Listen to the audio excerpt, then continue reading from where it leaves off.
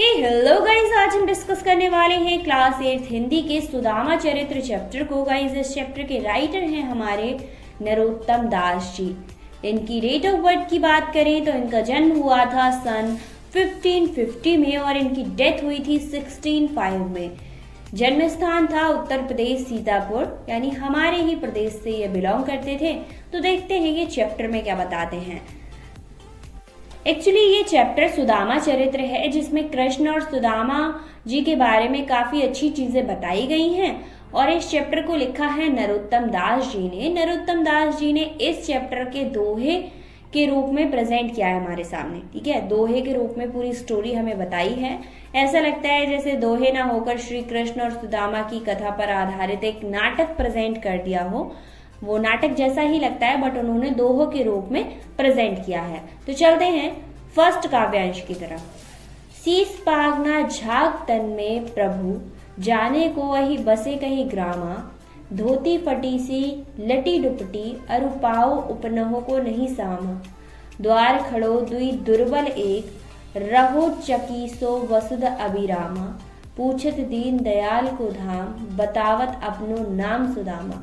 तो यहाँ पर जब सुदामा जी श्री कृष्ण से मिलने द्वारिका आते हैं तो उस टाइम की बात की गई है। और वो बताते हैं कि जब सुदामा जी बाहर खड़े हुए थे द्वारिका के, यानी श्री कृष्ण के महल के द्वार पर खड़े हुए थे, तो एक जो द्वारपाल था वो अंदर जाता है और क्या कहता है, वो श्री कृष्ण से कहता है कि प्रभु, आपके महल पर एक गरीब व्यक्ति खड़ा हुआ है, जिसकी स्थिति बहुत ही ज्यादा दयनीय लग रही है।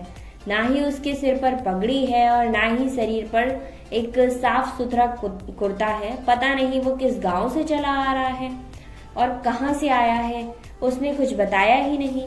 वो एक फटी हुई सी धोती पहने हुए है और एक गमछा डाले हुए है। उसके पैरों में जूते तक नहीं है। द्वारपाल आगे बताता है कि दरवाजे पर खड़ा हुआ जो गरीब और कमजोर सा ब्राह्मण है, वो हैरान होकर इस महल को देखे ही जा रहा है। ऐसा लग रहा है कि उसने कभी इस महल को देखा ही ना हो और वो पूरी द्वारिका को निहारे ही जा रहा है। द्वारिका देखने में बहुत ज्यादा सुंदर लगती थी। तो जब सुदामा जी श्री कृष्ण से मिलने आते हैं तो वो पूरी द्वारिका नगरी को निहार रहे थे कि श्री कृष्ण ने इतनी सुंदर महल और नगरी बनवा रखी है। लास्ट में द्वारपाल बताता है कि वो बहुत ही दीन है, यानी दुखी है और गरीब है। वो आपका निवास स्थान पूछ रहा है, मतलब आप कहाँ रहते हैं ये पूछ रहा है। वो कह रहा है कि श्री कृष्ण कहाँ रहते हैं और अपना नाम सुदामा बता रहा है। तो यहाँ पर ये वाला पैराग्राफ तो हमारा फिनिश होता है। वो कहता है पूछत दीन दयाल को धाम, बतावत अपनो नाम सुदामा। मतलब वो दीन दयाल का धाम पूछ रहा है और अपना नाम सुदामा बता रहा है। चलते हैं नेक्स्ट की तरफ। काव्यांश 2। ऐसे बेहाल बिवाइन सो, पग कटक जल लागे पुनि जोए। हाय महादुख पायो सखा, तुम आए इति ना किति दानी खोए। देख सुदामा की दीन दशा, करुणा करके करुण निधि रोए। पानी परात को हाथ छुए नाही, नैनन के जल सो पग धोए। ठीक है, क्या कह रहे हैं कि अपने नैनों के जल से ही उन्होंने उनके पग धो दिए। तो इस पैराग्राफ में जब श्री कृष्ण जी सुदामा जी से मिलने जाते हैं और वो उनको अंदर लेकर आते हैं, उस स्थिति का वर्णन किया गया है। क्या रहेगा इसके मीनिंग? जैसे ही द्वारपाल ने श्री कृष्ण के बारे में सुदामा के बारे में बताया और कृष्ण जी ने सुदामा का नाम सुना, वैसे ही दौड़कर बाहर आ गए। सुदामा को बेहाल देखकर, सुदामा जी की बिवाइयों को देखकर, मतलब पैर होते हैं ना, तो पैर जब उनमें चप्पल या जूते हम लोग नहीं पहनते हैं तो उन पैरों में दरारें पड़ जाती हैं, चोटें सी लग जाती हैं। तो उन चोटों में कांटे घुसे हुए थे। तो श्री कृष्ण सुदामा जी की बिवाइयों से भरे हुए पैर में से कांटे निकालना शुरू कर देते हैं और बहुत ही प्यार से बोलते हैं कि परम मित्र, तुमसे अलग होना मेरे लिए बहुत बड़ा महादुख था। जो मैं इतने बरस तुमसे अलग रहा, ये मेरे लिए महादुख जैसा था। तुम इतने दिन कहाँ थे? सुदामा का ऐसा हाल देखकर दया के सागर में जो श्री कृष्ण होते हैं वो दया में रो पड़ते हैं। हालांकि वो वहाँ के राजा थे, बट वो अपने मित्र सुदामा की हालत देखकर रोने लगते हैं। उन्होंने सुदामा के पैरों को धोने के लिए एक परात मंगवाई थी। उस परात को उन्होंने हाथ भी नहीं लगाया, अपने आंसुओं से ही उनके पैर धो डाले थे। वो इतने ज़्यादा दुखी थे उनकी इस स्थिति को देखकर कि वो रोते रोते ही अपने दोस्त यानी अपने मित्र के पैर धो डालते हैं। चलते हैं नेक्स्ट काव्यांश थर्ड की तरफ। थर्ड काव्यांश में श्री कृष्ण सुदामा से कहते हैं, कहो भाभी हमको दियो सो तुम कहो न देत, चापी पोटरी काख में रहे कहो के ही होत, आगे चना गुर मात दात ले लाए तुम चबी हम नहीं दीने, श्याम कहे मुस्काए सुदामा सो चोरी की बान में हो जू प्रवीणे, पोटरी काख में चापी रहे तुम खोलत नहीं सुदारस भीने, पछली बानी औजो न तजो न तुम तेसई भाभी के तंदुल कीने। तो इस पैराग्राफ में वो पूछ रहे हैं कि भाभी ने मेरे लिए क्या दिया है, मतलब सुदामा जी की वाइफ ने उनके लिए क्या दिया है। तो वो कहते हैं, मेरी भाभी जी ने मेरे लिए भेजा है वो तुम मुझे नहीं दे रहे हो, मेरे लिए लाई पोटली को बगल में क्यों छिपा रहे हो।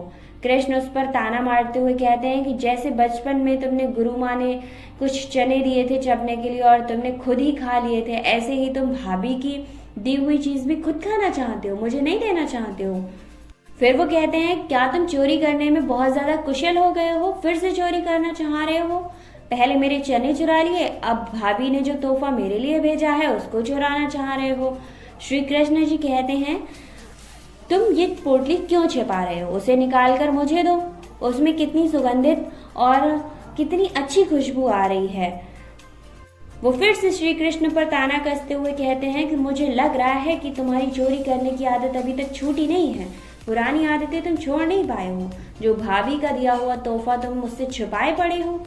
तो यहाँ पर श्री कृष्ण जी अपनी भाभी यानी सुदामा जी की वाइफ के द्वारा कुछ चीज दी गई थी एक छोटी सी पोटली में, उसको लेने की कोशिश कर रहे हैं। चलते हैं नेक्स्ट पैराग्राफ यानी नेक्स्ट काव्यांश की तरफ। इसमें पूछा गया है, वह पुलकन वह उठी मिलानी, वह आदर की बात, वह पटवानी गोपाल की कछु न जानी जात, घर घर कर ओढ़त फिरे तनक दही के काज, कहाँ भयो जो आव भयो हरि को राज समाज, हो आवत नहीं हूत बही पठायो ठेली, अब काही को समझाऊ के बहुधन धरो सकेली। क्या है, उपयुक्त पंक्ति में जो सुदामा जी हैं वो सोच रहे हैं, क्या सोच रहे हैं कि श्री कृष्ण अब उनकी विदाई कर रहे हैं और जब वो आए थे तो उनका बहुत ज्यादा आदर सम्मान किया गया था, बहुत अच्छे अच्छे फल पकवान सारी चीजें खिलाई गई थी, आंसुओं से उनके पैर धुले गए थे, बट जब उनकी विदाई की जा रही है तो खाली हाथ ही भेजा जा रहा है। ये बात सुदामा जी को खटक रही थी और समझ नहीं आ रही थी ऐसा क्यों हो रहा है। पर वास्तव में श्री कृष्ण ने सुदामा जी के 2 मुट्ठी चावल खाते ही उन्हें 2 लोग की धन दौलत दे डाली थी, पर यह बात सुदामा जी को नहीं पता थी। इस बात से सुदामा जी बिल्कुल अनजान थे। सुदामा जी कृष्ण के बचपन को सोचते हुए कहते हैं कि ये वही कृष्ण है जो थोड़ी सी मांगने के लिए घर घर हाथ फैलाया करता था, भला वह उन्हें क्या देंगे। अब सुदामा जी थे तो चालाक, वो कहते हैं मन ही मन सोचते हैं कि मैं तो पहले से ही जानता था कि ये श्री कृष्ण शुरू से ही माखन चोर रहा है, बट मेरी पत्नी मानी ही नहीं, उसने जिद करके मुझे यहाँ भेज दिया, अब देखो ये तो कुछ दे नहीं रहा है। सुदामा जी बहुत नाराज थे और सोच रहे थे कि अब जाकर वे अपनी पत्नी से कहेंगे कि बहुत धन मिल गया, अब इसे संभाल कर रखो। वे आना नहीं चाहते थे। अब हालत यह थी कि जो चावल वे मांग कर ले गए थे, मतलब अपनी पत्नी द्वारा उन्होंने किसी से भिक्षा मंगवा के वो चावल पोटली में बांधकर श्री कृष्ण को लेकर गए थे, वह भी श्री कृष्ण के लिए दे दिए थे। बदले में अब वो खाली हाथ वापस लौट रहे थे। इस बात से वो बहुत ज्यादा नाराज थे और उन्हें अभी भी लग रहा था कि श्री कृष्ण ने कुछ नहीं दिया, ये बचपन से ही माखन चोर था, ये मुझे क्या दे सकता है। नेक्स्ट काव्यांश की तरफ चलते हैं। बेसोई राज समाज बने गजबाजी घने मन संभ्राय छायो, कंधों पर आयो कहु मार्ग भूली, की फेरी के मैं अब द्वारिका आयो, भौन विलो कवि को मन लोचत, सोचत ही सब गाव मझायो, पूछत पड़े फिर सब सो, पर झोपड़ी को कहु खोज न पायो। अब सुदामा जी अपने घर की ओर चल देते हैं और अपने घर को ढूंढने लगते हैं। तो इन लाइंस में बताया है कि सुदामा जी गांव में जाकर द्वारका के ठाट और वाट देखने के बाद वैसे ही राज समाज में पहुंच जाते हैं। उन्हें अपना गांव मिलता ही नहीं है। जैसे द्वारका में घोड़े हाथी थे और पूरे सुंदर सुंदर महल थे, उसी तरह के महल उनके गांव में बने हुए थे। तो सुदामा जी को भ्रम हो जाता है कि कहीं ऐसा तो नहीं है कि मैं इसकी चमक दमक देखकर द्वारका फिर से वापस चला आया हूँ और रास्ता भूल गया हूँ। सुदामा के मन में उन भावों को देखने का लालच आ रहा था। यही सोचकर वे गांव के बीच में चले गए। वहां पर जाकर सुदामा जी ने अपनी झोपड़ी के बारे में पूछना शुरू किया, अपनी झोपड़ी को खोजने लगे। वास्तव में उनकी झोपड़ी के स्थान पर श्री कृष्ण की कृपा से एक भव्य महल बन गया था और वहां पर वो भव्य महल सुदामा जी को दिखाई दे रहा था। उनका पूरा गांव ही एक अलौकिक आभा से चकाचौंध हो गया था। मतलब एक सुंदर गांव बन चुका था, जो कि उस टाइम में चलता था ना, शक्तियों से लोग पूरा गांव परिवर्तित कर देते थे। वही चीज वहां पर हुई थी, जिसके कारण सुदामा जी भ्रमित हो गए थे। श्री कृष्ण ने उनको बिना बताए सुदामा जी को उनकी बहुत मदद की थी और 2 मुट्ठी चावल के बदले पूरा 2 लोक उनके नाम कर दिए थे। नेक्स्ट काव्यांश है के वह टूटी सी छानी हती, कह कंचन के आवधम सुभात, के पग में पहनी न हती, कह ले गजर जहू ठाड महावत, भूमि कठोर पे रात कटे, कह कोमल सेज पर नींद न आवत, मैं जुड़तो नहीं कोदी सवा, कहे प्रभु के प्रताप ते दाख न भावत।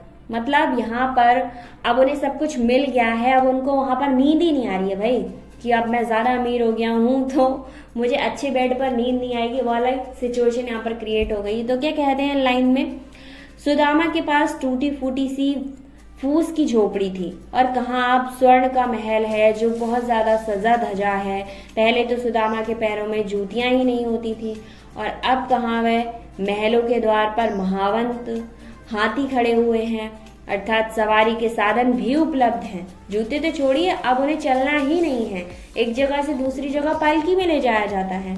पहले वो सख्त जमीन पर सोते थे और उन्हें रात काटनी मुश्किल पड़ जाती थी। अब उनके लिए बहुत कोमल कोमल सेज सजाई जाती है, गद्दों पर सुलाया जाता है। कहाँ पहले उनकी हालत थी कि खाने के लिए कुछ भी नहीं था, सिर्फ बासमती चावलों का यूज कर रहे थे, बहुत अच्छी अच्छी चीजें खा रहे थे, बट उन्हें ये सारी चीजें राज ही नहीं आ रही थी और उन्हें भूख लगना ही बंद हो गई थी। तो ये था इस चैप्टर का एक्सप्लेनेशन। आई होप आपको समझ आया होगा। अगर आपके फ्रेंड्स को इसकी जरूरत है तो शेयर जरूर करना। मिलते हैं नेक्स्ट वीडियो में एक और चैप्टर के एक्सप्लेनेशन के साथ। Thank you so much.